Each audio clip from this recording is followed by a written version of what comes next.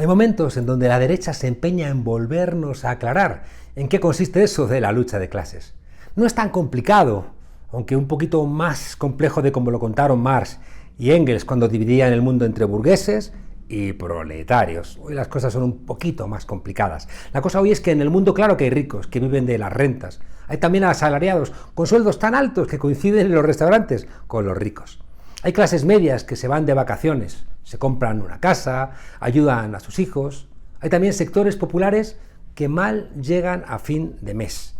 Y claro, hay pobres, muchos pobres, gente que no tiene vivienda en propiedad, que no puede pagar la luz, que no sueña con vacaciones, que tiene dificultades para pagar el gas, el teléfono, para comprarse una tablet y, por supuesto, para darle a sus hijos una vida un poquito más holgada.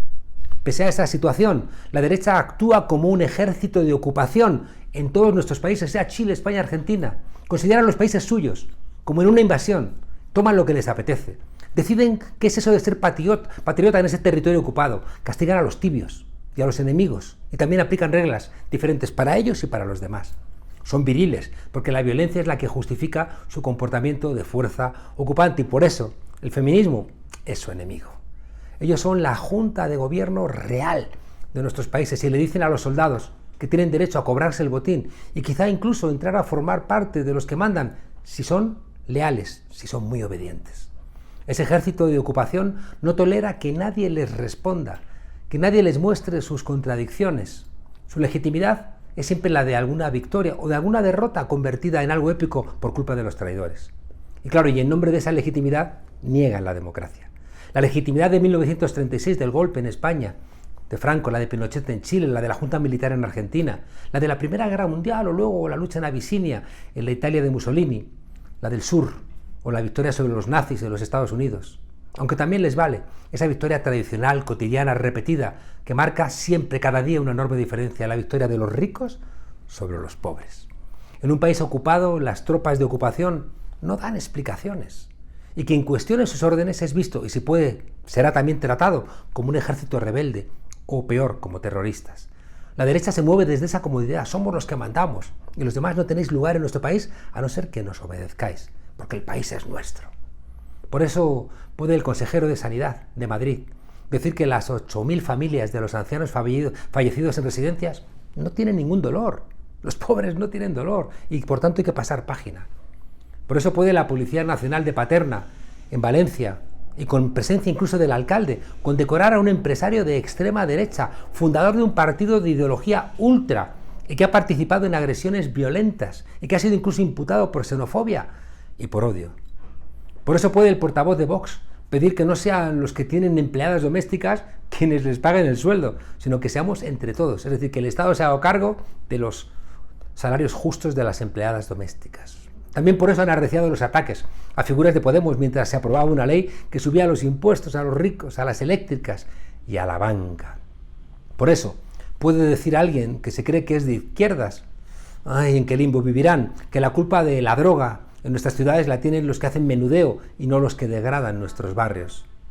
Por eso un hostelero fascista puede ofrecer dinero a quien entre ilegalmente en la casa de unos dirigentes de Podemos. Por eso los ricos y sus mayordomos de la política usan a los jueces, a los periodistas, incluso a sus curas y por supuesto a sus comisarios de la policía para que hagan valer su derecho como ejército de ocupación. Y ante los ejércitos de ocupación, los buenos, donde tienen que estar, es en la resistencia. Europa fue al comienzo un hermoso sueño, como lo pensó Víctor Hugo desde la grandeza de la humanidad, y también Altiero Spinelli junto con otros presos por el fascismo en la cárcel de Ventotene. Allí pensaron en Europa desde la fraternidad. ¿Qué es hoy, ahora mismo, la Unión Europea? ¿Es de izquierdas? ¿Es de derechas? La respuesta a tenor por lo que estamos viviendo en los últimos tiempos parece obvia. Solamente hay que repasar sus políticas económicas, su posición con los inmigrantes, su posición con los derechos humanos o su postura en la guerra de Ucrania para darse cuenta de que el espíritu con el que nació hace más de 70 años hoy ya no existe. 8 de mayo de 1945. Europa está devastada al final de la guerra. En torno a 50 millones de personas muertas, millones heridas, mutiladas, desplazadas. En el Holocausto, millones de judíos y también de gitanos, de comunistas, de homosexuales han sido asesinados. El fin de la guerra lo marcó Stalingrado. El Ejército Rojo derrotó a los nazis y también los partisanos en Italia o en Yugoslavia a los fascistas. Los poderosos no podían detener las ganas de socialismo que generó el rechazo a una derecha que se había hecho fascista y nazi y que había llevado a Europa a la guerra. Pero los poderosos encontraron una salida. Pactaron con la democracia cristiana, donde se habían escondido muchos fascistas y muchos nazis. A Gramsci, líder comunista, y a De Gasperi, líder democristiano, les ofreció Mussolini librarse de la cárcel si ensalzaban al duce y renunciaban a sus ideas. Gramsci se pudrió en la cárcel porque no firmó. De Gasperi, el vocero de la democracia cristiana, pasó la guerra cómodamente en el Vaticano. La democracia cristiana fue una de las patas de la puesta en marcha de la Comunidad Económica Europea. Para España, para la España democrática, para la España de la vivencia de libertad, supone también la culminación de un proceso de lucha de millones de españoles que han identificado la libertad y la democracia con la integración en la Europa occidental. Un proyecto, decían, para promover la democracia, el Estado de Derecho y la paz. Los liberales, en los años 30 del siglo pasado, se hicieron neoliberales, que en aquellos tiempos significaba capitalismo, claro, pero también redistribución de la renta, Estado de Derecho y derechos humanos, es decir, intervención del Estado. 70 años después, aquel sueño demócrata y pacifista se ha desviado de su objetivo inicial. 21 países de los 28 que componen la Unión Europea son miembros de la OTAN. Y en el Parlamento Europeo los neofascistas campan a sus anchas e incluso saludan con el brazo en alto.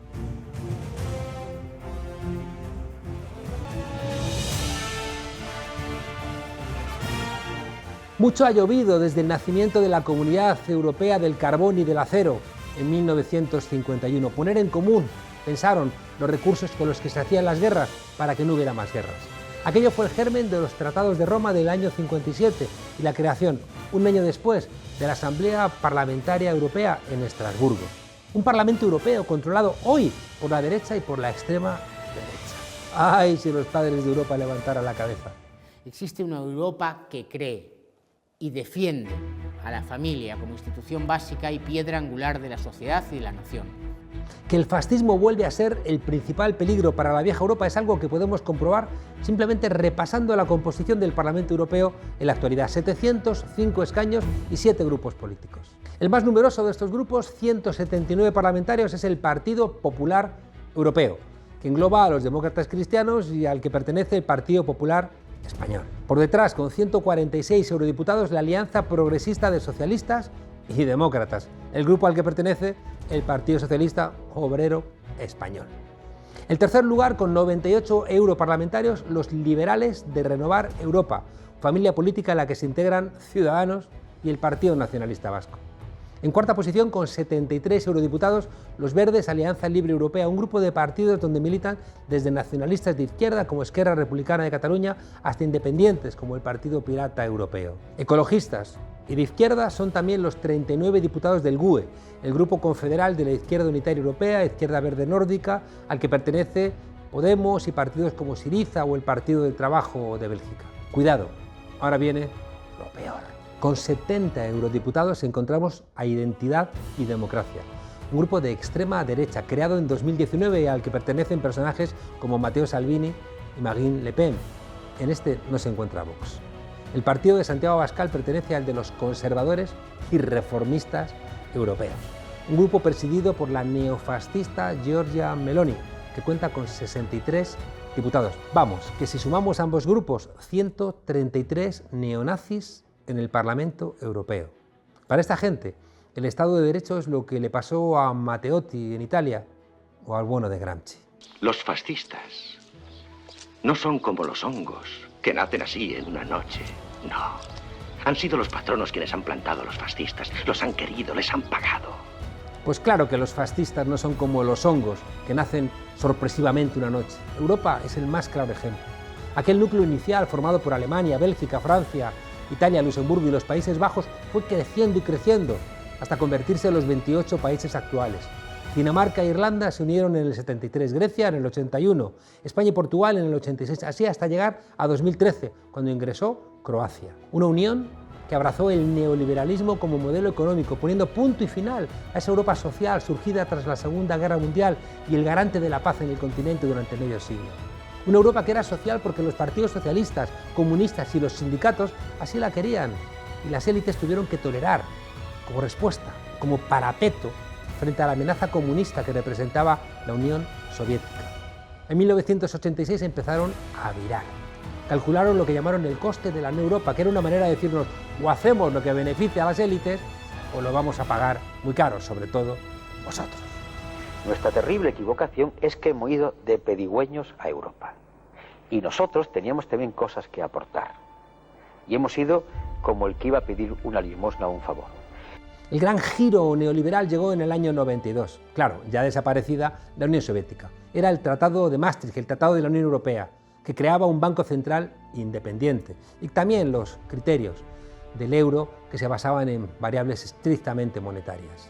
También estaba ahí la Comisaría sobre la Competencia, que se convertiría en la patrulla suicida del desmantelamiento del Estado social en Europa. Pero ¿a quién le puede extrañar este volantazo? En 1990 Alemania se había unificado y la OTAN, con aplauso germano, empezó a bombardear Yugoslavia. Qué lejos quedaba aquella Europa solidaria que soñaron los padres fundadores en 1957 o en la cárcel de Ventotene durante la Guerra Mundial. ¡Sí a la soberanía de los pueblos! ¡No a los burócratas de Bruselas! Comenzó una carrera terrible, donde todo lo público empezó a ser sospechoso para los jerarcas de la Unión Europea. La sanidad, la educación, las universidades, los trenes, los aviones, el agua, la electricidad y hasta las transfusiones de sangre. Eso sí, siempre y cuando fueran un gesto de fraternidad. Alemania, siempre preocupada por su Lebensraum, por su espacio vital, quiso acercarse después de la reunificación hacia el este de Europa. Pero eso sí, ahora gratis, no como lo que ocurrió con España y Portugal. Cuando murió Franco y también durante la transición, para que la península ibérica no se hiciera roja del todo, recordemos la Revolución de los Claveles en Portugal el año 74, pues decidieron financiarla, para que estuviera a gusto con los señores del dinero. Éramos en aquel momento los más eurooptimistas, también los más euroignorantes. Europa era un faro, de allí venía la democracia, el dinero, jueces decentes, el respeto internacional. Hoy, en cambio, la gente más joven, como mucho ha conocido, recortes y ayudas al Erasmus. Esa suerte que tuvimos en el sur de Europa no la iban a tener los países del este. Luego nos extrañamos que crezca allí la extrema derecha. El batallón Azov en Ucrania es hijo predilecto de esas políticas. ¡Es la guerra! ¡Caed madera! Y así, entre muchos palos y alguna zanahoria, llegamos al 2010, cuando la Unión Europea decidió colgarse una suerte de renovada cruz gamada en su traje de Armani y puso de rodillas a Grecia contra la voluntad de su propio pueblo. ¿Por qué tanta crueldad con la gente griega? Wolfgang Schäuble, el entonces ministro de Finanzas, le dijo a Tsipras: que hayáis votado no cambia nada. O tragáis, o quien os va a tragar es el mar Mediterráneo a vosotros, y nosotros vamos a empujaros hacia abajo. Frase más de un mafioso, e incluso de un fascista, que de un líder europeo. El objetivo, claro, no era Grecia, porque su PIB es el 3% de la Unión Europea, igual que el de la Comunidad de Madrid, una cosa chiquita. Pero humillando a Grecia, estaban lanzando un mensaje a la España donde Podemos amenazaba a los poderes con gobernar. Que no se equivoquen estos jóvenes. Nuestra generación tiene muy presente el recuerdo de la crisis económica de 2008, la demora y las limitaciones que tuvo la respuesta europea a esa catástrofe económica. Esta vez Europa no puede fallar. Años después, la pandemia de la COVID-19 nos regresó al redil de la Europa social. Era un momento en mitad del dolor de optimismo. Se reforzaron los sistemas sanitarios nacionales y al tiempo se tomaban medidas para mitigar el impacto social y económico y ayudar a la posterior recuperación. Era emocionante ver que un rico alemán de 50 años tuviera que esperar a vacunarse a que un pobre griego, portugués, húngaro o polaco de 80 años lo estuviera. Desgraciadamente, la crisis sanitaria, económica y social también sirvió de balón de oxígeno a los partidos populistas de extrema derecha. El trumpismo se apoderó de la derecha, supuestamente moderada, y radicalizó el debate. O estás conmigo o estás contra mí. Y los cínicos dijeron que eso era la polarización, como si todos tuvieran la misma responsabilidad. Entre socialismo o la libertad. En Bélgica, Alemania, Países Bajos o Francia, los partidos tradicionales todavía siguen manteniendo cierto cordón sanitario a las formaciones de derecha radical. Todo lo contrario que en Italia y Austria, donde los pactos con la derecha radical se han afianzado. Hace 10 años, si eras fascista, no cabías en la Unión Europea. Ser antifascista era condición de ser pensado como demócrata. Hoy, en cambio, siendo un fascista, puedes dirigir Europa. En España, el pacto entre el PP y Vox en Castilla y León, en Madrid, en Andalucía, en Murcia, no augura nada bueno en caso de triunfo de Alberto Núñez Feijóo y que los votos le den con la ultraderecha de Vox. Nadie puede invocar la resolución pacífica de los conflictos y nos acordaremos de aquellos que en este momento solemne no estén a nuestro lado. ¿Qué pensaría Altiero Spinelli de Josep Borrell? Pues seguramente que se ha confundido de continente, que sus palabras casan más con el Tea Party de Donald Trump que con esa Europa social y solidaria soñada en la prisión de Ventotene. Como ocurrió con la guerra en Yugoslavia, la guerra en Ucrania representa ahora otra vez un nuevo paso atrás. Alimenta y normaliza la guerra, desbarata cualquier equilibrio económico y justifica el desequilibrio. Y también cualquier ajuste. ¿Cómo vas a protestar en mitad de una guerra? Nos van a decir los poderosos, mientras que nos obligan a apretarnos el cinturón al tiempo que ellos ven cómo crecen y crecen sus beneficios. La subida de los tipos de interés al 1,25% es la mayor alza en los 22 años del Banco Central Europeo e indica que volvemos a los tiempos oscuros. Y lo peor es que la luz que algunos ven al final del túnel es un tren donde viene la extrema derecha, con los lemas de los años 30 por la mañana para intentar convencer a los despistados, pero cuidado, reuniéndose por la noche como en el 33 con las corporaciones económicas y financieras. Una derecha radical que va a mentir a las mayorías apelando a la nación, a los golpeados por la globalización, a la maternidad, a la religión, al peligro de los inmigrantes. Pero cuidado, que es una mezcla de Steve Bannon, es una mezcla de estos lobos de Wall Street junto con Mussolini. La historia, ya sabéis, se repite como la morcilla en algunos países. Está hecha de sangre, cosas de poetas. La extrema derecha ya gobierna en Polonia y Hungría y puede devolver a Italia al fascismo. Un peligro para la democracia que cuenta con 163 eurodiputados en el Parlamento Europeo. Nunca 13 millones de alemanes votaron por los campos de exterminio. Pero cuidado, votaron por ti.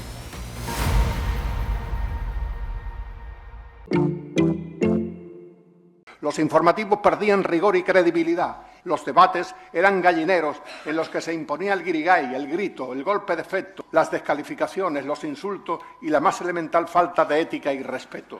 Pero podría seguir en un libro que estoy escribiendo y que se llama Mis queridos hijos de puta. Voy a contar lo que es la comunicación. Lo voy a contar de dentro, las tripas, al cine, las tripas de la televisión. Siempre ha habido analfabetos, pero la incultura y la ignorancia siempre se habían vivido como una vergüenza. Nunca como ahora la gente había presumido de no haberse leído un puto libro en su jodida vida. Nunca hubo un loco tan cuerdo en los medios de comunicación. Un periodista capaz de dar la vida por el periodismo, es decir, por la verdad. Sus palabras te obligaban a mirar hacia sitios escondidos, sus silencios recordaban la obligación de mejorar esa ausencia de ruido. Qué distinto sería el periodismo con más Jesús Quinteros y menos Ferreras, y perdón por poner estos dos nombres juntos, uno al lado del otro. Estas palabras que acabamos de oír las pronunció en 2017 durante una conferencia en la Universidad de Málaga. En aquellos años él ya no estaba en televisión, pero ahí sí conocía bien el vientre de la bestia. Sabía los peligros que acarrea ser y defender un periodismo honesto. ¡Ay, loco de la colina! Hablar del contrato de Figo, cómo el Real Madrid le quita a Figo al Barcelona a través de un escándalo de Caja Madrid y de un tipo impresentable como es su presidente Miguel Blesa. Pero el contrato de Figo lo avala Florentino Pérez, el de Figo y el de Zidane, ¿no? Con su dinero, ¿no? Florentino Pérez con su dinero no avala absolutamente nada. El contrato de Figo lo avala Caja Madrid, creando una empresa fantasma con un capital social de 500.000 pesetas para dar al día siguiente 12.000 millones. Es decir, eso con la presidencia de un impresentable Miguel Blesa, que había recibido las instituciones pertinentes. Y entonces, bueno, voy atajando todo esto y en un momento determinado Miguel García Durán con el señor Pérez me dice, bueno, ¿y cuánto cuesta que mires para otro lado? Florentino Pérez, Aznar, Miguel Blesa, aquella entrevista de 2007 a José María García sería mutilada y nunca llegó a emitirse completa en televisión española. El propio Quintero rechazó la censura y acusó al ente público de actuar unilateralmente. Y el resultado, pues que tanto Quintero como José María García, fulminados del mapa mediático. Jesús Quintero era un perro verde en su profesión, un loco de la colina, que jamás hubiera invitado a los Inda, a esos cuñados de Ferreras, a ninguno de sus míticos programas. Descanse en paz, con la satisfacción de haber sido un lobo estepario en un gremio cada vez más degradado. Dijo que cualquier persona con un micrófono delante y que utilizara ese poder para sus fines personales era un miserable. ¿Cuántos miserables? No se le da un mono, una pistola ni a un corrupto micrófono. Y los oyentes, también decía, tenían la obligación de ser un poquito más exigentes. Ahora mismo le está haciendo una entrevista a alguno de los diablos de su cielo. ¿Cree usted, señor diablo, que tanto mal es necesario? Y se reiría con la boca cerrada. Ay, loco de la colina, que la tierra te sea leve. Hasta la semana que viene, desobedientes. Y así nos va a los que no nos conformamos con tan poco, a los que aspiramos a un poco más de profundidad, un poquito más, hombre, un poquito más, un poquito más.